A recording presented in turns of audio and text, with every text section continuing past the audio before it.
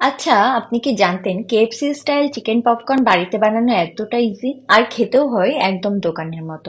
Hello everyone, welcome back to our channel. তাহলে আর কথা না বাড়িয়ে চলুন রেসিপিটি দেখে নেওয়া যাক। প্রথমেই লাগবে বোনলেস চিকেন, যেগুলোকে আমি ছোট ছোট টুকরো করে নিয়েছি।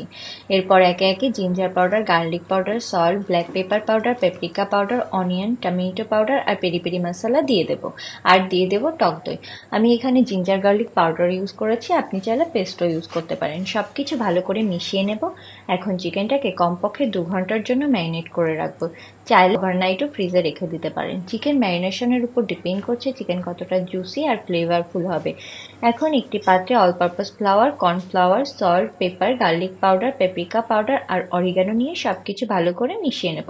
আপনি চাইলে এখানে পেপরিকা পাউডার অ্যাভয়েড করতে পারেন। ম্যারিনেট করা চিকেনগুলোকে ড্রাই কোটিংয়ের মিশ্রণে ভালো করে গড়িয়ে নিয়ে চিল্ড কোল্ড ওয়াটারে ডুবিয়ে আবার ড্রাই কোটিংয়ের মিশ্রণে গড়িয়ে নেব।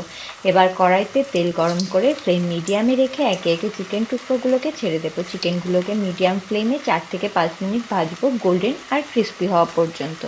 তেল ঝরিয়ে তুলে নিলেই ready KFC style chicken popcorn.